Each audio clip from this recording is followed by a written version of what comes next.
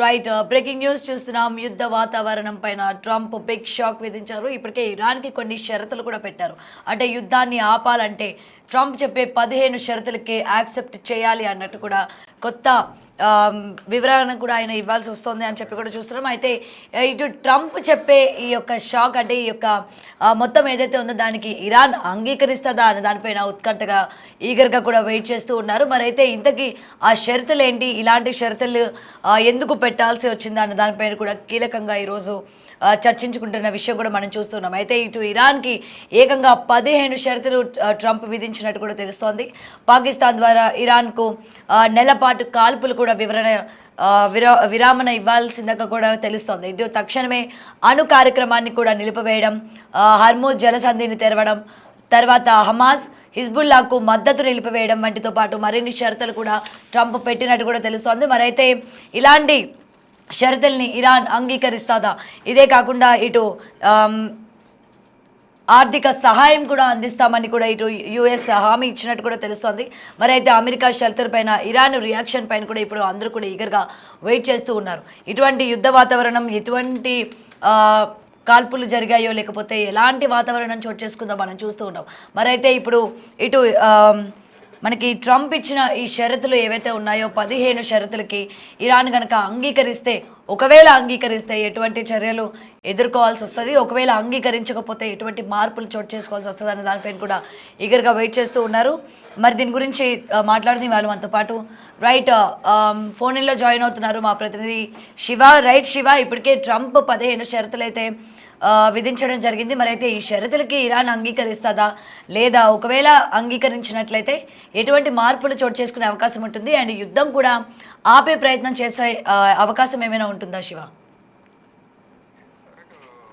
చూసుకుంటే గత కొన్ని రోజులుగా యుద్ధానికి సంబంధించి పలుమార్లు ట్విట్టర్ వేదికగా కానీ బహిరంగ కూడా అనేక వ్యాఖ్యలు చేశారు ట్రంప్. అయితే 5 రోజుల తాత్కాలిక విరామం అన్నారు. మళ్ళీ దానికి సంబంధించి ఇరాన్ ప్రతిస్పందించింది. దానికి సంబంధించి మాతో చర్చలు జరపలేదంటే కూడా వాళ్ళు 5 రోజుల యుద్ధ విరామానికి సంబంధించి తిరస్కరించిన నేపథ్యంలో మళ్ళా 15 షరతులతో కూడిన ఒక కండిషన్స్ కు సంబంధించి పాక్ ద్వారా రాయబారం నడిపేందుకు అమెరికా అధ్యక్షుడు ట్రంప్ ప్రయత్నిస్తున్నట్టు తెలుస్తోంది. అంటే ఇరాన్ కి ఏకంగా 15 షరతులు అనేది ట్రంప్ విధించారు. పాకిస్తాన్ ద్వారా ఈ షరతులను వారికి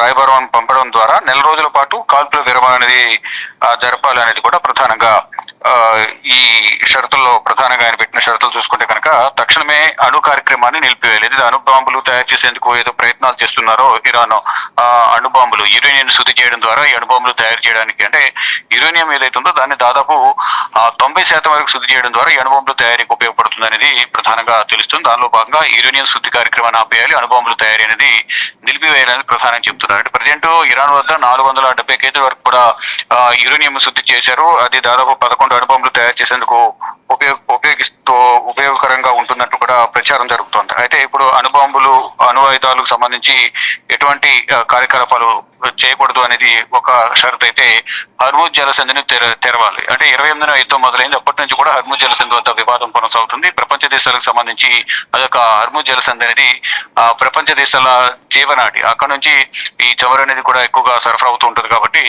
అక్కడ దాన్ని ఓపెన్ చేయాలి, అక్కడ ఎటువంటి ఆటంకాలు క్రియేట్ చేయకూడదు అనేది మరొక షరతు పెట్టడం జరిగింది. తర్వాత హమాజ్ హిజ్బుల్లాకు మద్దతు నిలిపివేయాలి. ఈ హమాజ్ హిజ్బుల్లా, ఇది ఇరాన్ కు పక్కన ఉన్న హిజ్బుల్లా ఏదవుతుందో అదంతా కూడా ఉగ్రవాద దేశం అనేది కూడా మొదటి నుంచి అమెరికా అలాగే ఇజ్రాయెల్ వ్యతిరేకత వ్యక్తం చేస్తున్నాయి. అసలు వాళ్ళు అక్కడ ఉగ్రవాదాన్ని పెంచి పోషిస్తున్నారు కాబట్టి మేము ఈ దాడులు చేయాల్సి వచ్చింది అనేది కూడా ఇజ్రాయెల్ ప్రధానమంత్రి బెంజమిన్ నెతన్యాహు తెలియజేశారు. దానిలో భాగంగానే ఈ హిజ్బుల్లాలో మొత్తం ఉగ్రవాదులే ఎక్కువ ఉంటారు, అక్కడ శిక్షణ ఇచ్చి ఉగ్రవాదులను ప్రపంచం మీద కుదురుతున్నారు అనేది ప్రధానంగా ఇటు ఇజ్రాయెల్ అమెరికా ఆరోపిస్తున్నాయి. దానిలో భాగంగానే ఇటు హమాజ్ కానీ హిజ్బుల్లాకు మద్దతు అనేది ఉపసంహరించుకోవాలి, వారికి సపోర్ట్ చేయవద్దు అనేది మరో కండిషన్ పెట్టారు. దాంతో పాటు మరికొన్ని కీలక షరతులు పెట్టినట్లు కూడా తెలుస్తుంది. దానిలో భాగంగానే ఈ షరతులన్నిటికీ ఇరాన్ అంగీకరిస్తుందా లేదా అనేది కూడా చూడాల్సి ఉంది. కానీ అంటే గతంలో కూడా కొన్ని కండిషన్స్ పెట్టారు ట్రంప్. అక్కడ ప్రజెంట్ ఏదైతే గత కొన్ని సంవత్సరాలుగా ఇరాన్ ఏకఛత్రాధిపత్యంతో రాజ్యాన్ని ఏలుతున్నారో ఆ ఫ్యామిలీ అంతా కూడా పక్క తప్పుకోవాలి. ఇది ఎలాగో Iran supremo Ayatollah Ali Khamenei Israel దాడులు 28వ తేదీన చనిపోయారు. దాని తర్వాత ఆయన వారసుడిగా ఆయన రెండవ కుమారుడు ముజతబ్ ఖమేని బాధ్యతలు చేపట్టారు.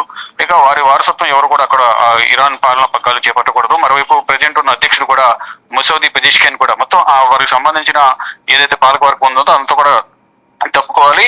మరోవైపు ఇటు ఈ ఇరాన్ ప్రజలకు ఆమోదయోగ్యమైన నాయకుడిని ఎన్నుకున్న తర్వాత ఈ ఇరాన్ అభివృద్ధికి మేము సహకరిస్తామనేది గతంలోనే ఒక కండిషన్ పెట్టారు. బేషరతుకు లొంగిపోవాలి అనేది, ఎటువంటి ఒప్పందాలు ఉండవు అనేది గతంలో కూడా కండిషన్ పెట్టారు. దాన్ని కూడా దీంట్లో ఇంక్లూడ్ చేసినట్టు కూడా తెలుస్తుంది.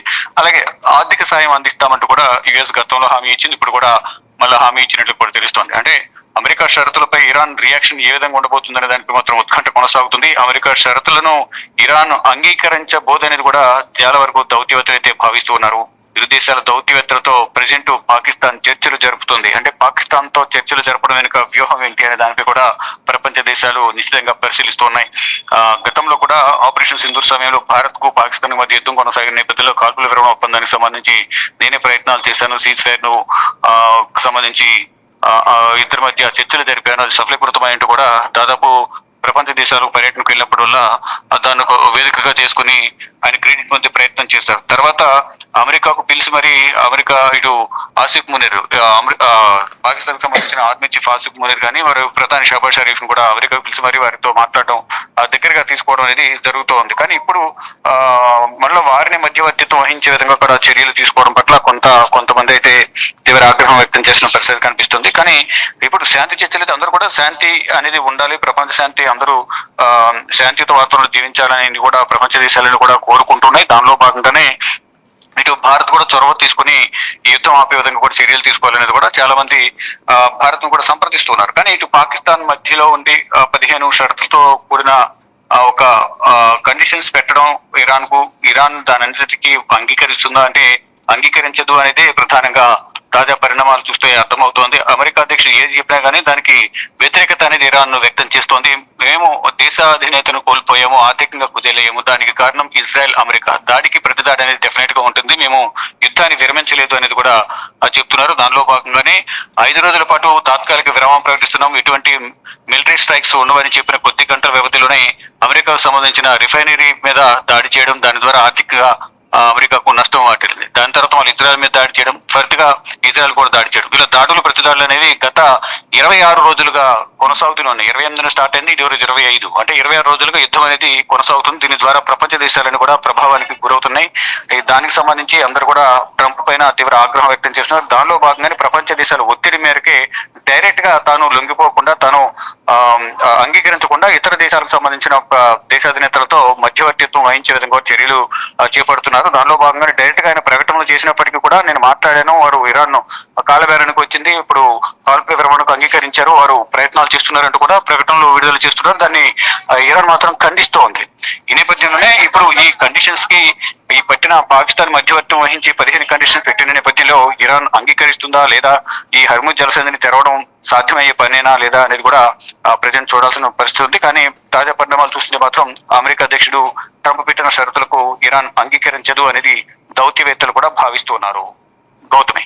Right Shiva, thank you.